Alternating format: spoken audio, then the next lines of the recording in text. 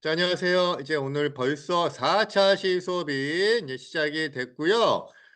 주제 2단원으로 넘어왔어요. 주제 2에서는 주로 고대 시대에 있었던 여러 제국들에 대해서 배울 건데요. 이 제국은 어떤 국가라고 생각하면 되냐면 그냥 간단히 단순하게 생각했을 때 그냥 겁나 큰 나라들, 겁나게 큰 나라들이라고 생각하면 돼요. 그러니까 조그만 나라가 아닌 대단히 큰 나라들, 여러 나라들을 볼 텐데, 자, 그러면 오늘은 여러 제국들 중에서 첫 번째 페르시아 제국에 대해서 한번 보도록 할게요. 어떤 나라? 페르시아 제국. 페르시아. 자, 근데 페르시아 제국은요, 이 페르시아 제국의 후예들이라고 주장하는 아시아의 한 국가가 있어요. 자, 어떤 국가가 우리는 페르시아의 후예다라고 주장을 하냐면, 자, 이로 시작해요. 이. 자, 다음 뭘까요? 란이에요, 란. 자, 이란이에요. 그러니까 지금 이란이라고 들어봤죠? 그 이란의 시발이 되는 국가가 바로 페르시아다. 자, 우리나라 이 대한민국은 시발이 되는 국가가 고조선이죠.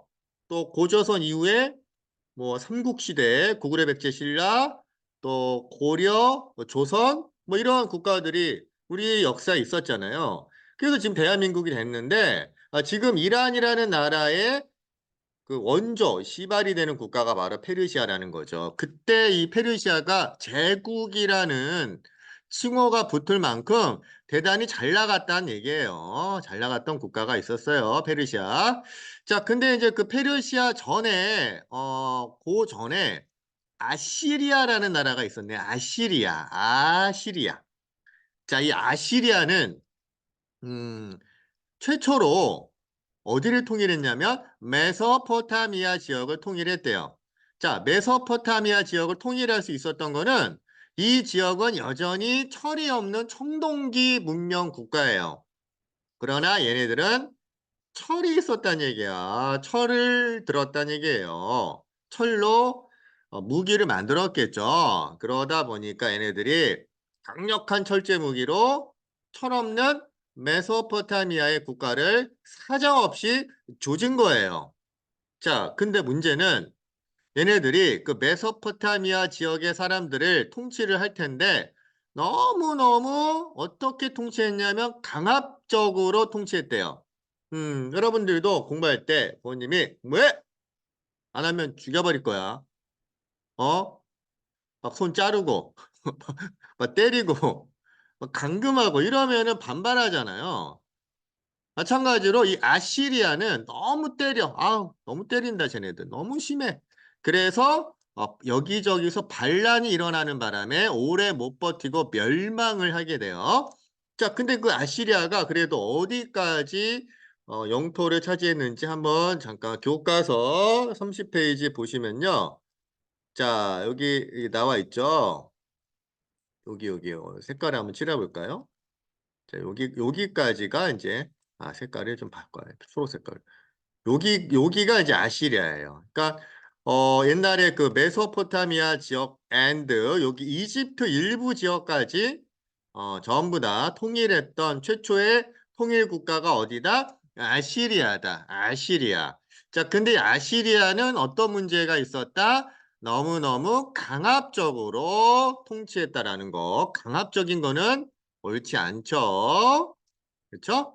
자, 그래서 망한 다음에 멸망한 다음에 그 다음에 수립된 국가가 지금 우리가 오늘 볼 베르시아예요. 베르시아.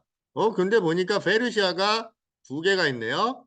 자, 둘 다 베르시아예요. 자, 근데 앞에 있는 왕조가 바로 아케메네스 왕조예요.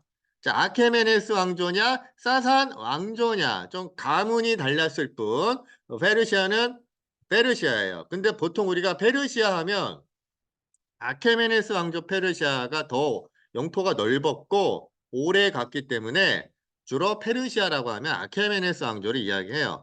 자, 이 아케메네스 왕조가 메소포타미아 지역을 다시 통일을 하게 되는데, 통일한 다음에 어떤 왕 때 전성기를 맞게 되었다라고 하는데요. 그 왕이 누구냐?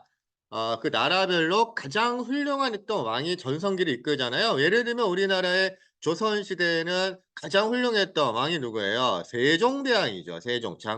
세준 아니고요. 세종대왕이죠. 자, 그러면 아케메네스 왕조 페르시아의 가장 전성기를 잇고 훌륭했던 왕이 바로 누구냐면 다리우스 1세예요. 다리우스.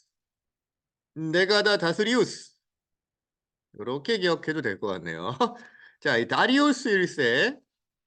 자, 이 사람이 페르시아를 가장 그 번영 발전시켰는데, 자, 이 다리우스 1세가 그러면 왜 이렇게 음, 발전을 시켰느냐? 그리고 이 통일 제국을 어떻게 잘 유지해 나갈 수 있었느냐? 자, 여러 가지 이유가 있지만 두 가지 이유 볼게요. 첫 번째, 다리우스 1세는 각 지방주에다가 총독과 감찰관을 파견했대요. 그러니까 지방에 왕을 대신해서 지방에 관리를 보냈다는 얘기예요. 자, 이거를 이때 뭐라고도 불렸냐면 자, 이렇게 불러요. 너는 이제 나의 눈이야. 나의 귀야. 뭐 이렇게. 뭐냐면 왕의 눈. King's eye. 또는 왕의 ear. 귀. 왕의 귀. 뭐 이렇게 이야기해요. 응? 자, 그리고 각 지방과 수도 서울을 서로 좀 원활하게 교류하게끔 하기 위해서 킹스 로드 또 뭘 만들었을까? 왕의 길을 만들어요. 자, 왕의 눈, 왕의 귀, 왕의 길, 킹스 아이, 킹스 이어, 킹스 로드. 자, 여기서 킹은 누구야? 킹은 누구? 다리우스예요. 다리우스 1세예요. 다리우스. 자, 근데 이렇게 각 지방을 아주 왕의 눈과 귀와 귀를 만들어서 잘 통치한 것도 물론 중요하지만 자, 또 중요한 게 뭐냐면 타민족의 종교와 관습을 인정했다. 너희들의 종교, 너희들의 관습 다 내가 인정하마. 나는 관대하다. 나는 너희들을 관대하게 포용하겠다. 자, 이걸 무슨 정책이라고 하냐면 관용 정책이라고 이야기해요. 관용 정책. 자, 관용 너희들을 내가 좀 인정해 주겠다. 좀 뭔가 너희들을 이해해 주겠다라는 거예요. 그러다 보니까 아시리아와 좀 다르네. 다리우스 황제는 우리를 인정해 주네. 그러니까 당연히 아시리아 때처럼 뭐가 일어나지 않겠니? 반란이 일어나지 않아요. 그러니까 땅덩어리가 넓어졌지만 각 지역의 민족의 모든 것들을 이해해주고 또 왕의 눈과 귀와 귀를 만들어서 각 지방을 잘 통제하고 자 이러다 보니까 페르시아가 잘 나가겠니? 못 나가겠니? 잘 나가는 거예요. 자, 그래서 잘 나갔던 페르시아. 너무 좋을 계속 잘 나갈 것 같은데 문제가 있네요. 더 잘 나가는 애들이 있어. 그게 바로 그리스예요. 그래서 이제 유럽을 대표하는 그리스와 아시아를 대표하는 페르시아, 유럽과 아시아가 한판 뜬 거예요. 자, 근데 여기서 누가 이겼을까? 자, 우리는 아시아이기 때문에 좀 아시아를 응원하고 싶은데 안타깝게도 승자는 누구다? 그리스다. 자, 근데 여러분 이 전쟁에서 가장 결정적인 전투가 냈네요. 그럼 전투는 하나 기억해 볼까요? 자, 여기서 그리스가 이긴 거를 아테네까지 한 군사가 42.195를 뛰어갔기 때문에 자, 이러한 뛰는 그런 스포츠가 생겼죠. 자, 이 전투 이름이 바로 뭘까요? 마, 마라, 마라탕? 아니에요. 마라톤이죠. 마라톤 전투예요. 적어 놓으세요. 이 마라톤에서 이 아테네가 승리했기 때문에 이 소식을 아테네까지 한 군사가 뛰어서 전달을 했기 때문에 이 승전보를 전달했기 때문에 그래서 아테네는 이 마라톤 전투를 대단히 의미 있게 생각하겠지만은 반대로 페르시아는 대단히 마라톤 전투가 뼈아픈 전투예요. 치욕적인 전투예요. 결국 이 마라톤 전투의 패배로 인해서 그리스 페르시아 전쟁의 패배로 인해서 이때부터 페르시아는 점점 쇠퇴의 길로 가게 되는 거예요. 그래서 선생님이 아까 첫 시간에 처음 시작할 때 페르시아는 지금 어떤 나라다? 이란이라고 했죠. 그래서 이란이라는 나라는 마라톤을 별로 좋아하지 않아요. 마라톤 전투의 어떤 쓰라린 아픔의 역사가 있기 때문에 그래서 보통 이 이란의 마라톤 선수를 찾아보기는 쉽지가 않다고 해요. 자, 그리고 나서 점점점 이 그리스 페르시아 전쟁에서 패한 페르시아는 쇠퇴하다가 알렉산드로스라는 왕한테 또다시 정복을 당하면서 이제 멸망을 당해요. 자, 근데 이 알렉산드로스라는 사람이 거대한 제국을 수립했어요. 특히 이 알렉산드로스는 그리스와 페르시아 처음 같이 싸웠잖아. 둘 다 힘 빠졌겠죠. 그때 이제 알렉산드로스가 둘 다 먹게 돼요. 최초로 유럽과 아시아를 통일한 제국이 알렉산드로스 제국인데 자, 문제는 이 알렉산드로스가 뒤지면서 젊은 나이에 뒤져요. 그러면서 이 제국이 금방 또 멸망을 하고 보틈을 닦아주고 그 밑에 이란계 유목민이 건국한 파르티아라는 국가가 잠깐 건국이 돼요. 자, 파르티아와 페르시아는 거의 같은 이란 계통의 같은 계열의 같은 민족의 국가다 이렇게 보시면 되고요. 아케메네스 왕조 페르시아 멸망 이후에 잠깐 그 지역에 있었던 국가 정도로 기억하면 되고요. 이 나라는 중국에 당시 한 나라가 있었고요. 유럽에 로마 제국이 있었는데 둘 사이를 연결하면서 중개무역으로 짭짤하게 수익을 얻으면서 이득을 챙기면서 잘 나갔던 나라예요. 자, 우리 파르티아라는 나라 잠깐 한번 우리 교과서 32페이지에도 안 나와 있네요. 파르티아는 그냥 제낄게요. 자, 제끼시고요.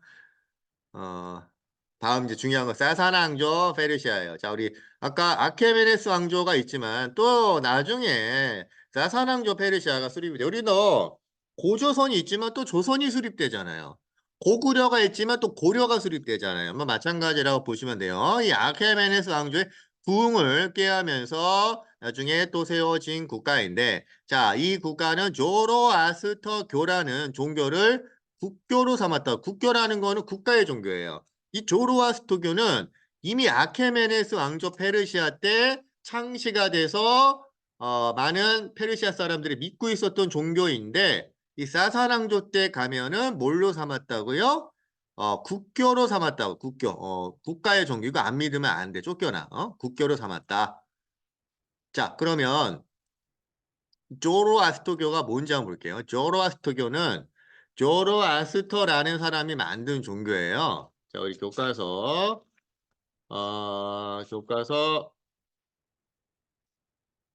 아, 자, 교과서, 교과서에는 조로아스터교에 대한 내용이 없는데요. 여러분들 그 조로아스터교에 대한 내용은 선생님이 간단히 다시 한번 간단한 주요 내용만 좀 적어주고 갈게요. 우리 조로아스터라는 사람이 만든 종교야. 근데 요거는 아우라 마지다라는 이제 불의 신을 믿는 이러한 종교라고 보시면 되겠어요. 그러니까 불은 밝잖아요.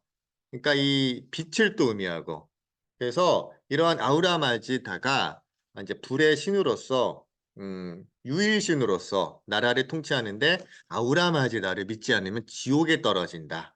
뭐 이러한 개념들이 있었다고 해요. 그래서 착하게 살면 천국 가고 그리고 못되게 살면 지옥 간다라는 뭐 이러한 종교의 교리는 나중에 요게 이제 뭐 기독교라든지 뭐 유대교라든지 뭐 이슬람교에도 영향을 끼쳤던 뭐 이러한 종교 정도로 이해하시면 되겠어요. 자, 근데 이 사사랑조 페르시아도 이 중국과 유럽 사이에 있기 때문에 중개무역이 발달했대네요. 아까 바르티아도 중개무역, 얘네도 중개무역. 그러니까 이 서아시아 지역에 있었던 국가들은 대부분 유럽과 아시아 중간에 있기 때문에 주로 중개무역으로 발전했다고 볼 수 있어요. 그런데 아까 쌤이 파르티아 응역을 못 찾았는데 여기 나와 있네요. 교과서 32페이지 보시면요. 여기 보면 이제 파르티아의 최대 영역 이렇게 나와 있죠. 이 파르티아. 파르티아의 최대 영역은 요 정도 이렇게 여기 파르티아가 있었고요. 그 이후에 이제 사사낭조, 페르시아, 사사낭조, 페르시아 이렇게 있죠. 자, 여기가 이제 사사낭조, 페르시아예요. 자, 이 사사낭조, 페르시아는 왼쪽에 또 비잔티움 제국이 있고 오른쪽에 이제 중국 한나라가 있기 때문에 이 두 나라 사이에서 이렇게 중간에서 이제 중국에 여기 나중에 비단길 같은 게 이렇게 들어와요. 비단길을 거쳐가는 길이에요. 그래서 중국의 뭐 비단 같은 거 이런 거 받아다가 유럽에 뻥튀기 해가지고 또 팔아먹는 이러한 지리적인 이점을 이용해서 중개무역으로 발전하기도 했고요. 또 무엇보다 사사랑조 페르시아는 종교 어떤 종교를 국교로 삼았다? 조로 아스토교를 국교로 삼았다. 조로 아스터라는 사람이 만든 종교였어요. 자, 그래서 오늘은 이제 간단하게 사사랑조 페르시아까지 정리하는 걸로 마무리하고 마무리할게요. 안녕.